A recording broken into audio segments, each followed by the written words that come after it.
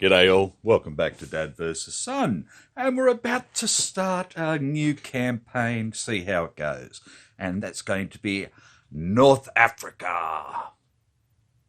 So no retreat, the North African front, from GMT and Carl Parody, I think it is pronounced. If I'm wrong, then I apologise.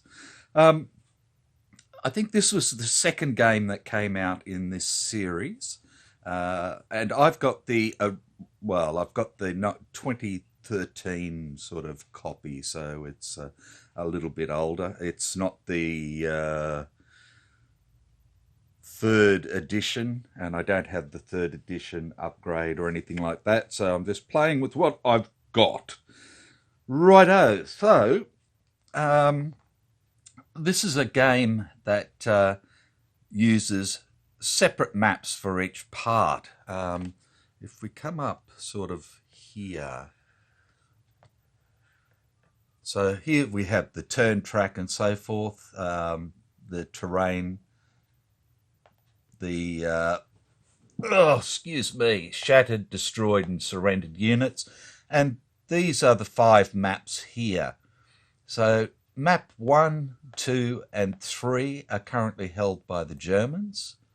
Map 4 is contested, that's why we have the Axis and the Allied marker on it, and map 5 is held by us. So of course map 5 heads off towards Alexandria, and map 1 would head off towards Tunisia and places like that.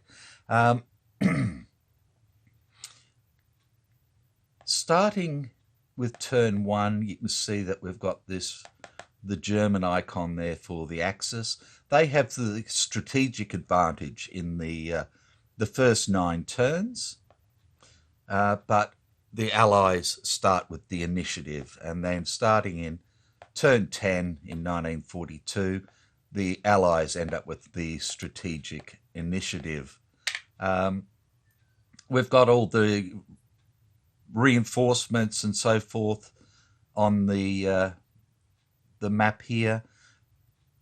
Basically the tanny browny ones are the Allies, green Italians, grey for Germans. So coming back to the map, there we go, like that. Again, it's a desert, so terrain-wise, clear, which costs 1 movement point to get across. Rough, 2 movement points. I think they call them hills. Let me get it right. Yeah, hills, again, 2 movement points to get across and so forth. These are basically ridges here, and 1 movement point extra to get across. Escarpment, you can't go across, okay? It's just too steep. We have tracks, which are still 1 movement point to get through and along. And we have roads, which are half a movement point. So map 4 here, map 5 leads off towards Alexandria and all the rest of it. Map 3 leads off this side here. This is the basic setup to start with. So the Allies basically are holding these 2 points here. So that's Bagush and Merzimatru. And the Italians start over near around Sidi Barani. Okay, so looking at a normal unit, the first number is their combat value, so that's attack and defense. The second number is their movement factor. This little number is just the turn they come in on. That's all that means. This black dot here means that it is a As soon as it's destroyed, it's out of the game. Simple as that. Like it says, removed from game. It's a single step unit. This here, the Maletti, excuse me, it's a bit cold and I'm a bit stuffed up, is a mechanized unit, as you can see, and the 4 in red for its movement recognizes that it is a mechanized unit, whereas this tank here is also a mechanized unit, but it's a heavy tank, and that's why it has the round oval over it. The red oval around it. These here, little forts, basically. They're called boxes, and they add 1 to defense. So the 1 being white simply means that it can't attack, it's only defense. And the parentheses around it means that it holds no zone of control whatsoever. So it's just like, they've set up a little lager there and they're ready to go. In Sidi Barrani, rather than that, then they've got mines. Now, again, the 2 on it means that it gives a value of 2 in defense. But it's a black number, so therefore it means that it does have a zone of control. And again, like the game explains, most of the minefields were anti-armor minefields, so yeah, you really don't want to go in there if you don't have to. The 6 on the left means that usually nobody can buy these until turn 6, but the Italians start with one of them in Sidi Barrani this turn. Righto, what else can I tell ye? Okay, so this is a card-assisted rather than a card-driven game. The axes start with 4 supply points, and supply points are basically a currency for the game. Okay, you've got to have your fuel, oil, tea, coffee, and all the rest of it. So your supply points, and because the Italians are so far down towards the British parts of the lines, their supply is stretched. So that's why they only have 4 supply points to start with. Whereas the Allies start with 8 supply points because they're closer to their main supply source. And as you can see, we've got a supply source here in Mersin-Matruh. The Allies start with all these units and General O'Connor. Now, you'll notice that they're different colours. So the dark counters basically can stack together. This one here is a dark counter. He's simply reduced, and that's why he's a little bit lighter, but he's not as light as the others. So they can stack. The infantry, like the 4th Italian division, Indian division here, can be stacked with the Matilda heavy tanks, simply because it's got both colours on it. So it can stack with either the dark colours or the light colours. So that makes it a lot easier. The asterisk means that it is a free unit. So if we lose it, it's a free build. Now, with it being a heavy tank with that red oval around it, that means it gets an extra bonus if fighting. So for a normal armour against infantry, you would get a armour bonus. And that's why this is red as well. So we get an armour bonus of 1 shift to the right in attack, or 1 shift to the left in defence, depending on terrain, of course. This guy gets a 2nd shift if you want to use it.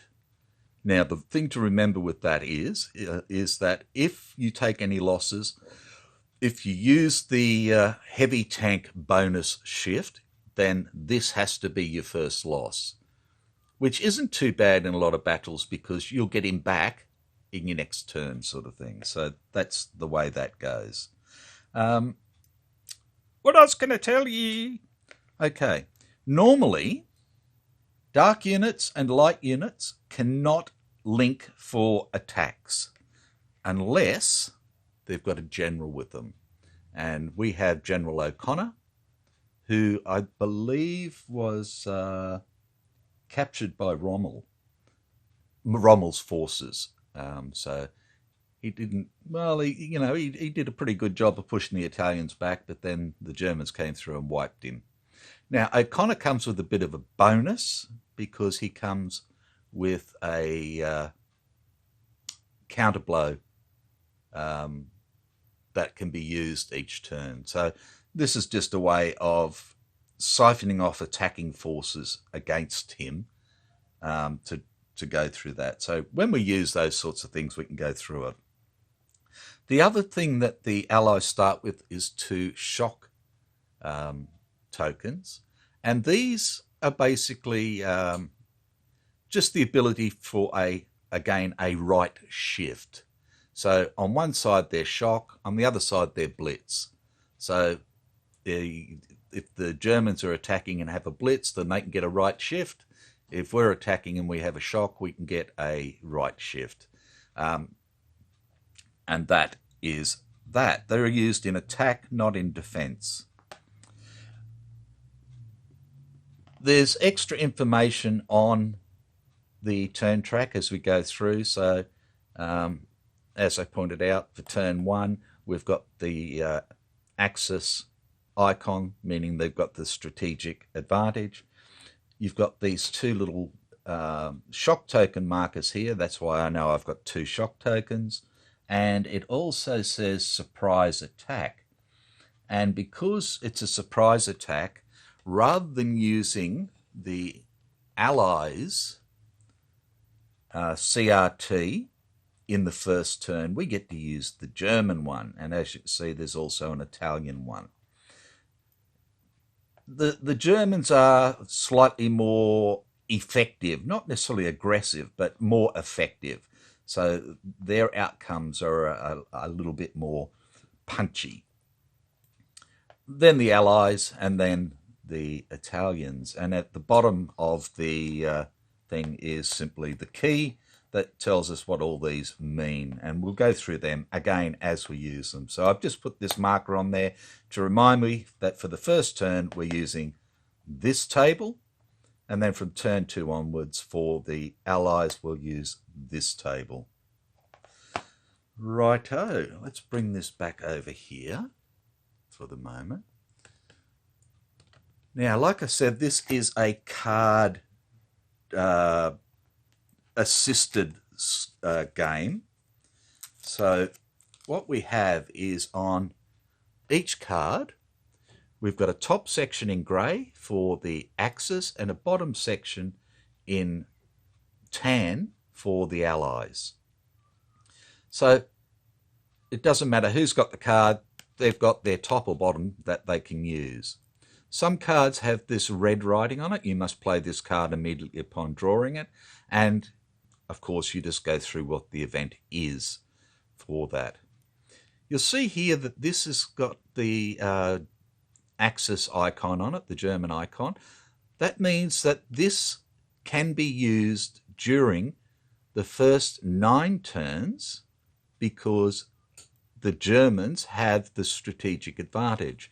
Other cards will have Malta on them, if Malta's playing silly buggers, or they'll have the roundel on them, like this one here, which is for the turns 10 through 18, when the Allies have the strategic advantage. There are other things on it, like this little icon here, the crosshairs, which means it's used during, and it says play during the battle sequence.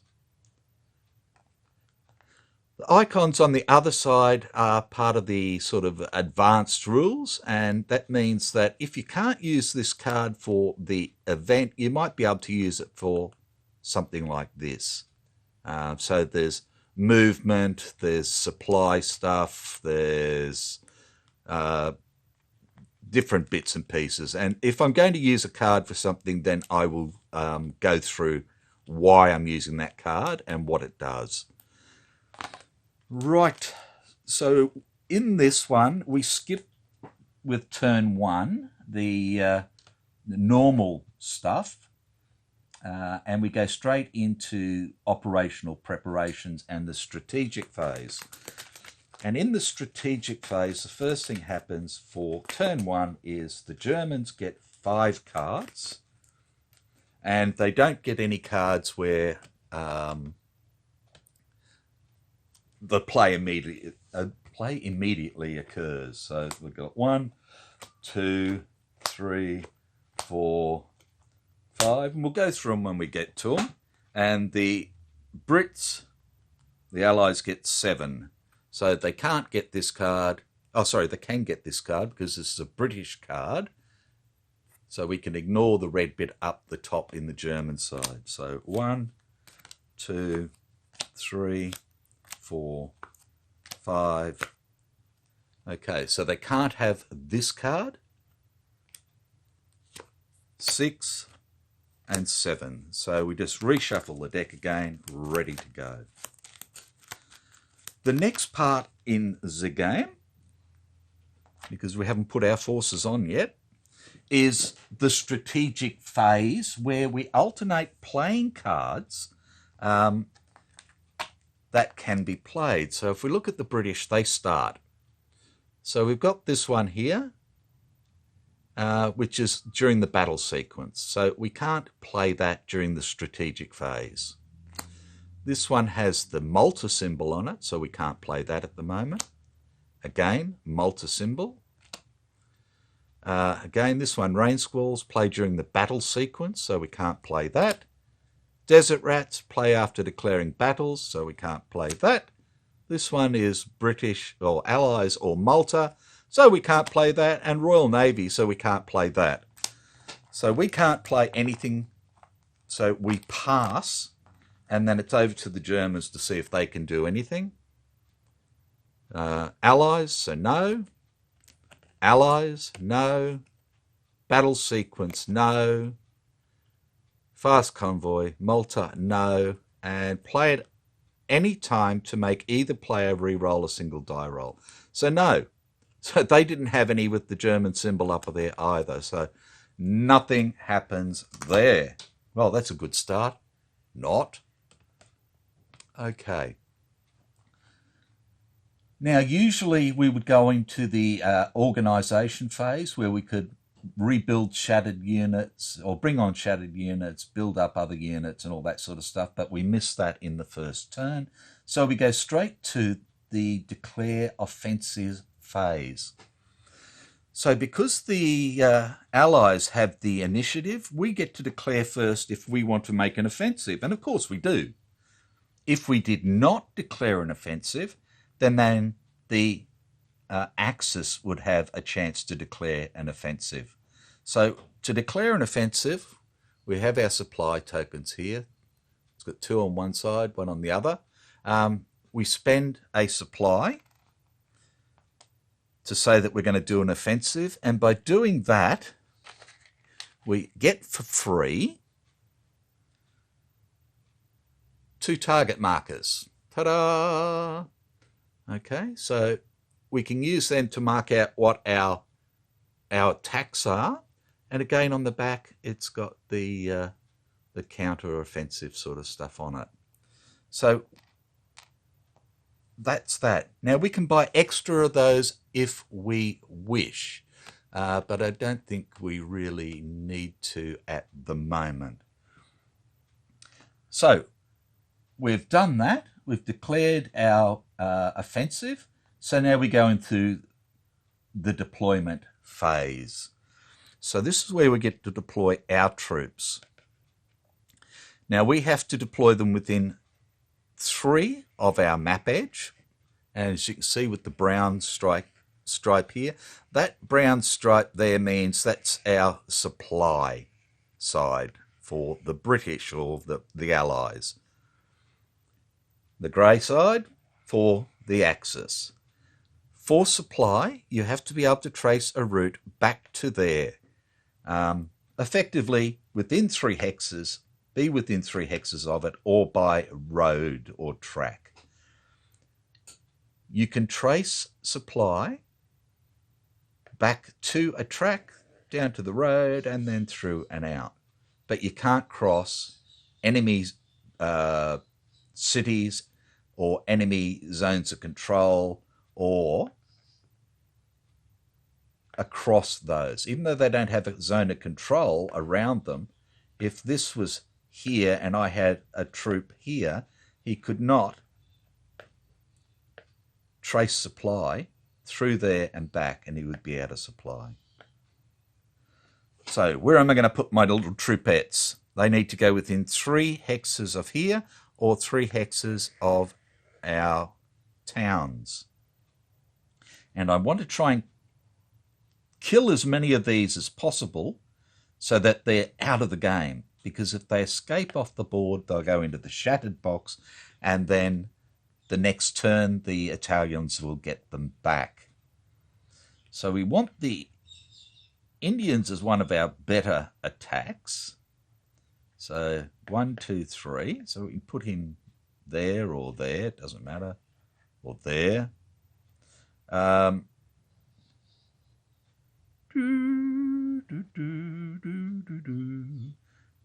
we'll put the Matildas with him. So that gives us 7 attack points there. Remembering this guy's got 3 defense because he's got a box. We sort of want to protect this guy. As you can see, we've got one of these. Once we lose him, he's gone. Comb or comb. It could be pronounced either way. He's got the black dot on him and removed from game. And we've got the 4th tank, which is a 2-step unit. So I think what we want to do is probably put these 2 together and put them at 1, 2, 3 here, and this little fella here. And the idea, I think, being is, let's try.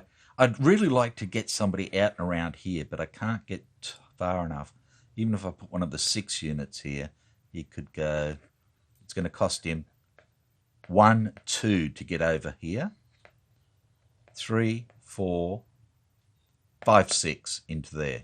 It costs you an extra movement point to go into an enemy zone of control, and you can't go sort of, like I said, these are half points. You can't go half, 1.5, 2 into there. It would be 2 points for that. So it'd be half, 2.5 into there, like that sort of thing. Okay, enough waffling. Let's get into it. So with supply, these blokes can all trace supply back, and these blokes can all trace supply back. So we go into the movement phase, and I'm going to move these 2 units. They can move a maximum of 3, and they're going to go 1, 2, 3 into there. These 2 units here are going to go half,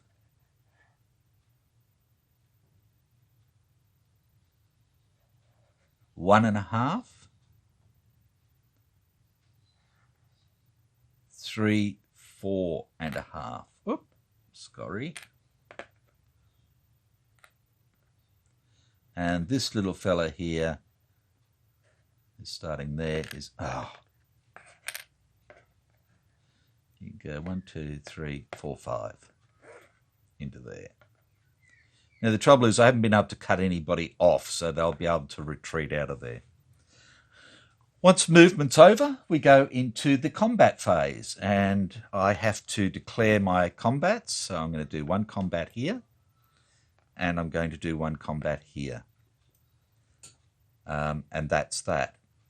The next part of the combat or the battle sequence is we just look at the basic strengths to start with. So here I've got 7 against 3, which is 2-to-1 odds. I'll do this battle first.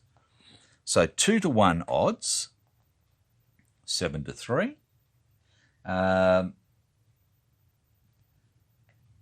then what I can look at is I've got a tank bonus, which gives me a +1. So I go to 3-to-1. But his fortress offsets that. So we go back to 2-to-1. I can use my heavy tank bonus to take it up to 3-to-1 again. But that means if I take a loss, he's got to go. And then the next thing I'm going to do is I'm going to put my shock marker down for a +1. Oh, I forgot to put O'Connor down. My apologies. I'm putting him there. Which takes it up to 4-to-1.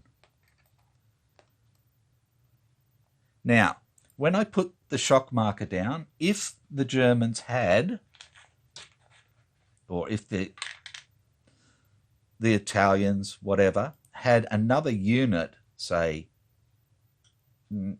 somewhere else, then, like, say here, we got a double, 2 different hexes attacking.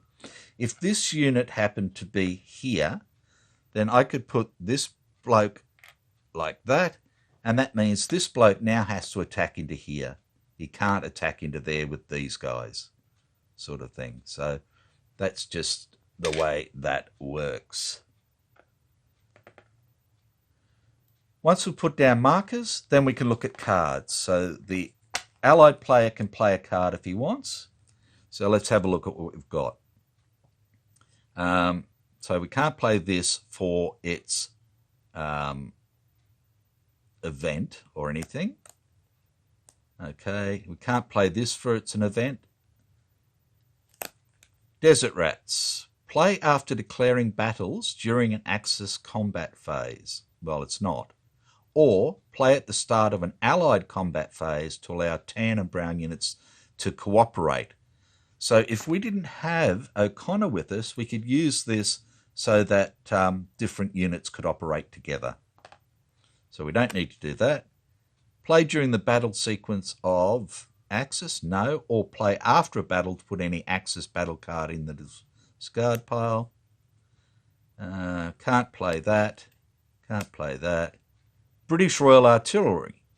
Play during the battle sequence to add 4 to the combat strength of the Allies, or play to negate a just played flak guns card. So we might use this on the next battle to really punch them out, and that's it. So there is nothing I can use here at the moment, and I don't think there's anything in the others I can use.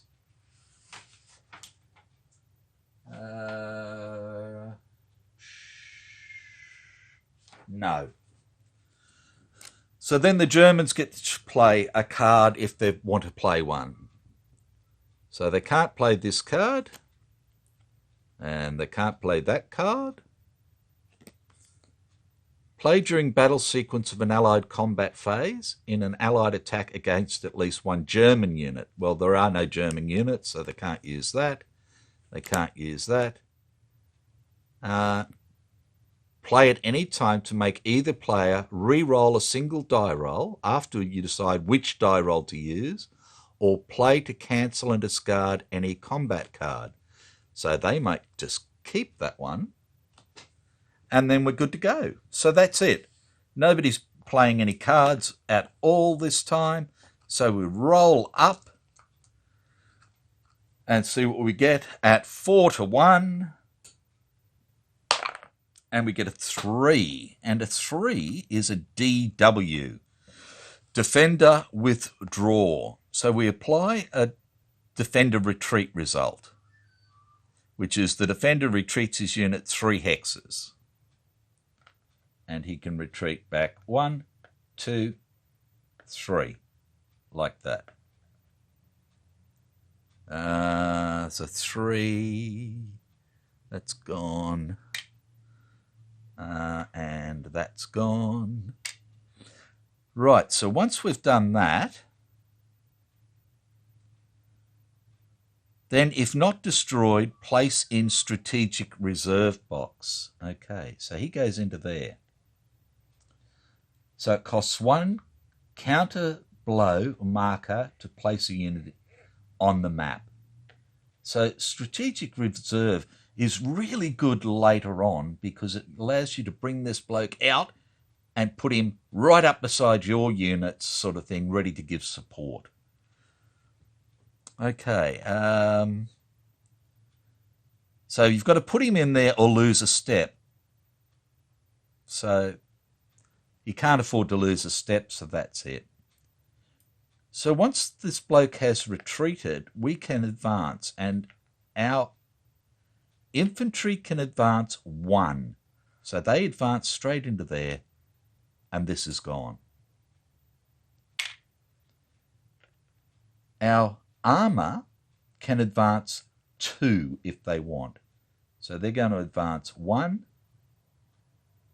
We don't really need to go into there because we don't care about anything there. So we'll just go to there and stay together for the moment. Well, in fact, no, we won't. We'll go 1 extra because he's got 1 less movement point to him.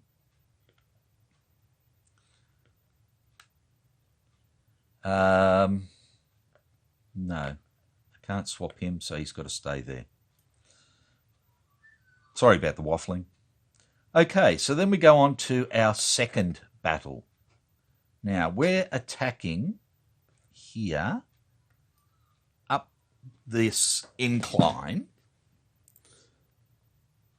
A ridge head side. So for these units, we would not get our armour bonus. Okay? But this bloke is not, so we do get the armour bonus.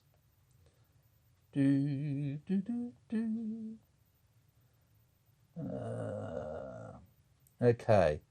Now, if all our units were attacking across a ridge line as well, we would get 1 shift to the left, but they're not all attacking across there, so it doesn't matter. Right. Yes. Righto. So let's see what we got here.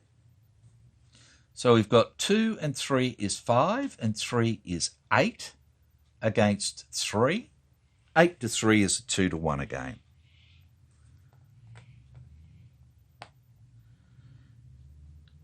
Now we're attacking him in the open, but he has his defensive bonus as well, so we don't get the tank bonus. I don't believe they do when... Ooh, that's a good... I did see something about that. Mechanized versus armour. When attacking, not when defending, enemy tank panzer units in open or surround terrain. Mechanized infantry do not get the bonus. Okay. So we do get the tank bonus against him. So we're now up to 3 to 1. However, he's in a box, which takes it down to 2 to 1 again. We use our shock marker to bring it up to 3 to 1. He has nothing to use. So then we look at what cards we want to use. So we're going to use our British Royal Artillery. Play during the battle sequence to add 4 to the combat strength of the Allies. So that would bring us up really to 7, 8, 9, 10, 11, 12 to 3, which would have been 4 to 1 to start with. And I could go through and redo it all again, but the Germans are going to play El Valor Militaire, which is play to cancel and discard any combat card. So they're going to cancel our combat card. And both those cards are being used. That's it. Nothing changes, and we're at 3-1. And we roll up, and we get a 5, which is a DS, Defender Shattered. Defender retreats his units 3 hexes. 1, 2, 3.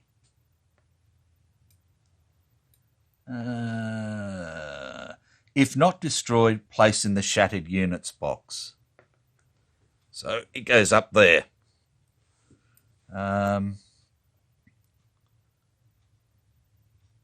Or the surrendered units box for irreplaceable units. Yes. He surrendered. Or not retreat, and each defending unit loses a step. No. Okay.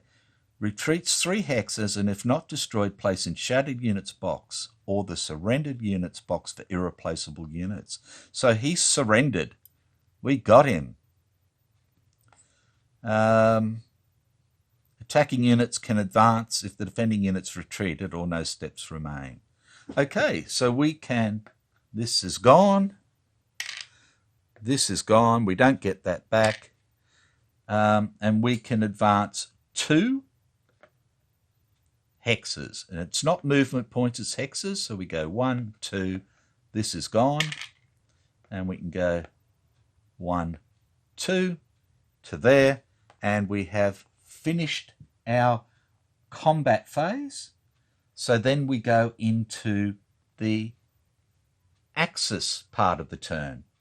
So again, supply. We can trace our supply to this track, to this road and back, and he can go straight across this track to there. Movement phase, he has 2 movement points. He's going to go 1, 2, and off the map. And he goes to the shattered box. So basically he's retreated away.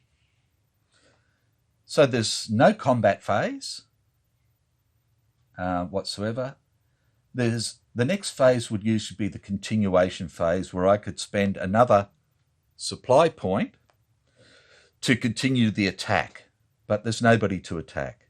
Once all the enemy square units are gone off the map, the others don't matter. Okay? They're like minor garrison forces and stuff like that. You just walk straight over them. So that's gone, and we go into the end of turn housekeeping. We determine map control, and we are the only person that has square units on the map, so we control it. So what we can do then up here is we go, bop, that's gone, and we now control maps 4 and 5, and the axis controls maps 1, 2, and 3. This is the shattered units box.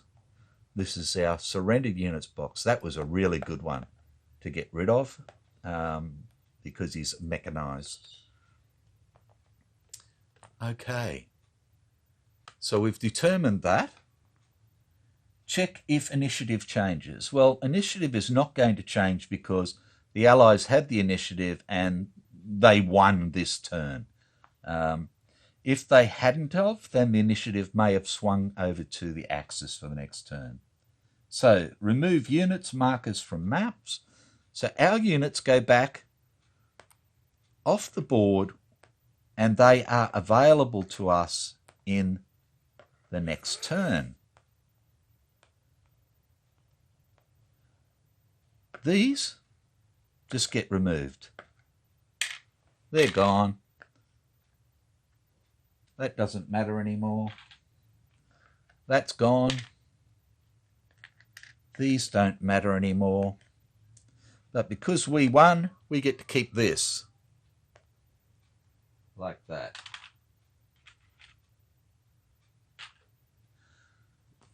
And that is the end of the first turn. So when we come back next time in turn 2, as you can see, there's some reserves or reinforcements there, and there's some